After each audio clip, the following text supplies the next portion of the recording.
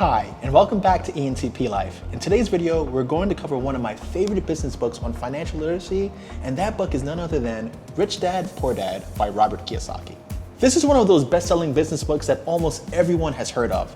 I felt the need to talk about why this book is so impactful and how I use this book in both my personal and business life. So many people really don't know how money works.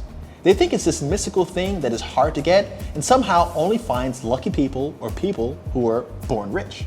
As an American who could read, write, and do 8th grade math, you have all that you need to improve your financial situation, and this starts first with understanding just how money works. As you can see, I'm wearing my Assets Over Liability t-shirt that I ordered from Earn Your Leisure. Earn Your Leisure is by far the best business podcast out there. What they do that is different is that they highlight different entrepreneurs and their businesses in a way that all people can relate to while teaching financial literacy. And I'm also going to be on that podcast at some point in the future. Now, if this is your first time here on ENTP Life, here on ENTP Life, we mostly talk about real estate, business, and then anything else that I'm interested in, such as aviation. For those of you that don't know, one of my passion projects is a nonprofit organization that I founded by the name of Fly It Forward. Fly It Forward focuses on helping socially and economically disadvantaged people pursue careers as pilots. So if you guys want to check out my channel dedicated to that cause, or maybe want to make a tax-deductible donation to my charity, please use the links in the description box below. Also, if you stay to the very end of this video, I'll share a unique opportunity with you for you to learn everything that I know about investing in 1 to 4 family real estate and how you can invest in deals alongside me. So I got introduced to Rich Dad, Poor Dad when I was around 19 or 20 years old. It was actually my cousin Marvin that introduced the book to me because he kept talking about, yo man, Robert Kiyosaki, you gotta check it out. So I actually checked out the book and I immediately resonated with it because it captured a lot of the things that I guess were similar to my own experiences dealing with money and how I perceive the world. So Rich Dad, Poor Dad is about a young boy who is learning from 2 different parents in a way. He has a rich dad, and that's not his biological father, and he has a poor dad, which is his biological father.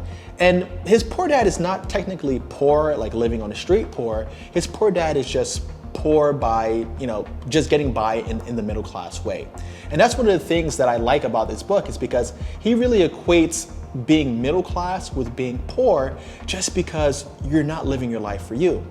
The other day I did a calculation that I found to be rather interesting and something I'm going to share with you.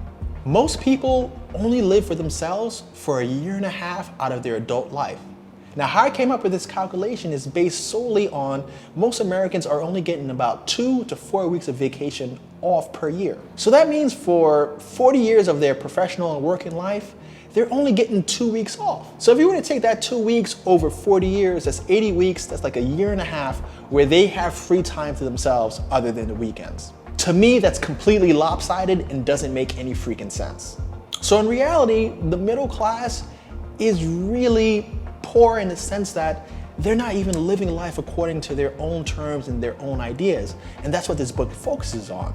Except it teaches it like it's teaching it to a kid. It simplifies the whole concept of assets over liabilities. You see, Rich Dad, Poor Dad dives deep into the 2 different mindsets, one of the working class American and one of the businessman/entrepreneur, and how they both view money. What Robert Kiyosaki realized very early on is that the minute that you start working for money, you really start to lose the race. It's typical that people are trading their time for dollars, but you could only really work 16 hours a day. So how much could you earn on working 16 hours a day? Your earning potential is going to be limited by how many hours you have in a day. He highlights the early career of his rich dad and the lessons that his rich dad taught him about money. He taught him that in order to make money, you need to have a business and you need to have your money working for you. He introduced that idea of assets and what a real asset is. If you think about assets from your most basic accounting principles, assets are things that have some sort of value to them.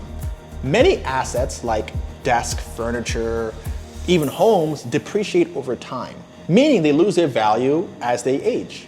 But Rich Dad, Poor Dad takes it just a bit further and says that an asset isn't really an asset unless it's producing income for you.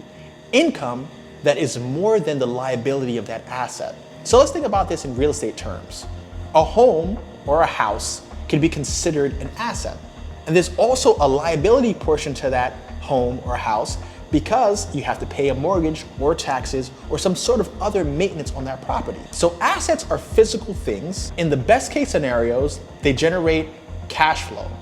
Cash flow is that difference between the liability of your asset and how much that asset generates. So if you want to make this simple, let's talk about a house that has a $600 mortgage but generates $1,200 in rent. That would be considered a good asset because it's generating $600 of cash flow. Now let's look at this another way. Let's say that you had a house that had a $1,200 mortgage, but you only could rent it out for $1,000 a month. Even though it falls into the asset category because it's a physical thing that has value, in my opinion, it is nothing but a liability because when there's rent not being generated, or even the rent that it does produce, still has you at a deficit compared to your liability or that monthly bill that you have to pay.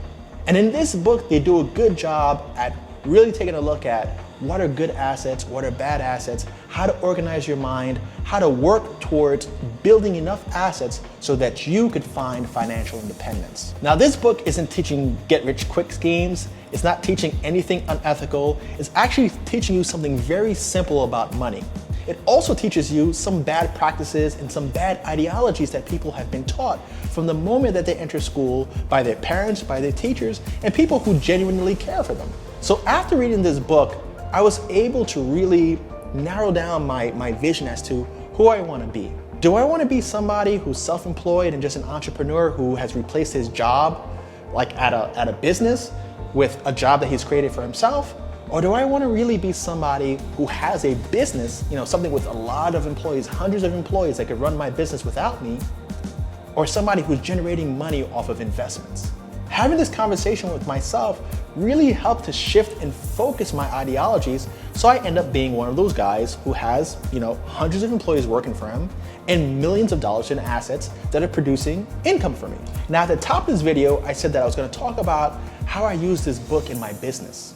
Contrary to what many people believe, as a business owner, I really care about my employees being financially literate.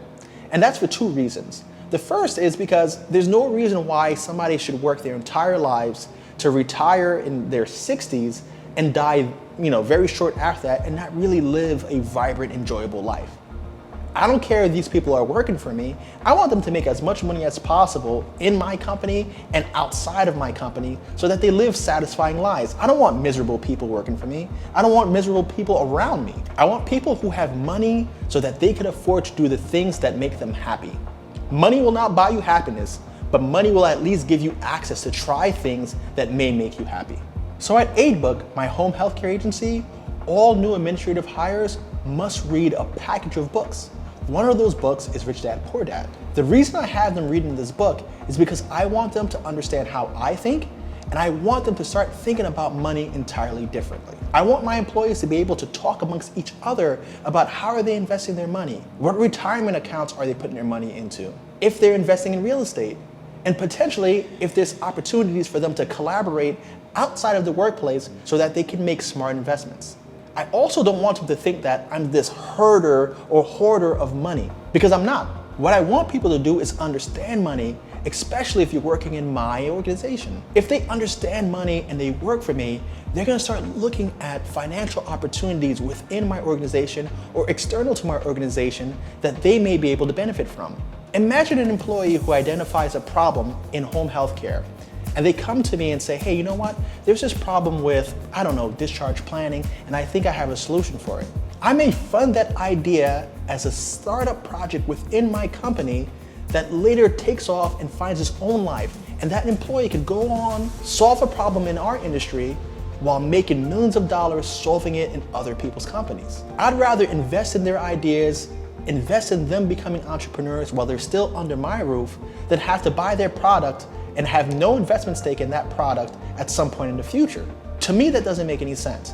And the only way that I'm going to cultivate really rich talent within my organization is making sure that they have the same mentality as me, understand how I function and why I move the way that I do and why my relationship with money is the way that it is.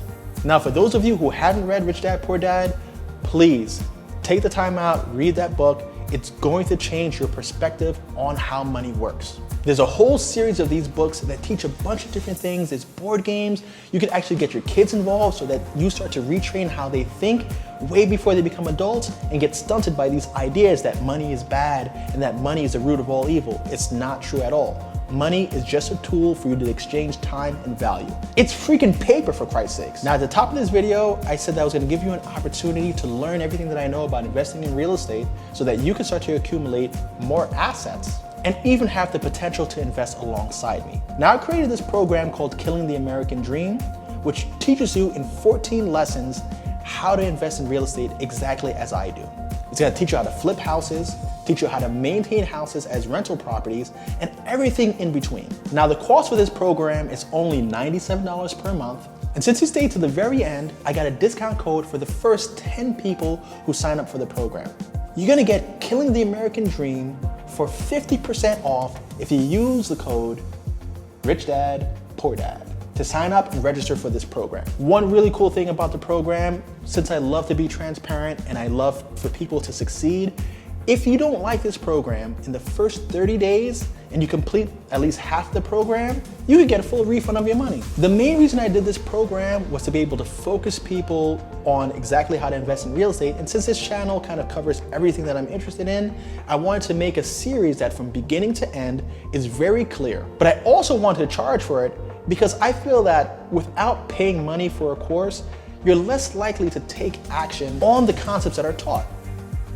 Now, for me, I had my own experience of buying into one of these courses. I paid $2,000 for the course. And I also have an option within Killing the American Dream that's $2,000 as well.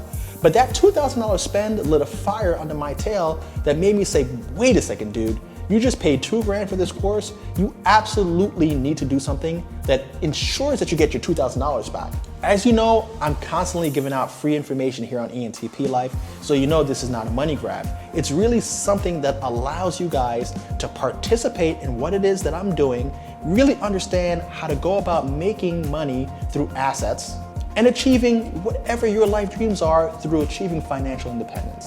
Now, when you sign up for that course, you'll see that I have a very special opportunity within the course that allows you to invest alongside me and do deals with me so that you have somebody to hold your hand through the process. And the best part about that is you learn everything that I know and you get to make money while doing it.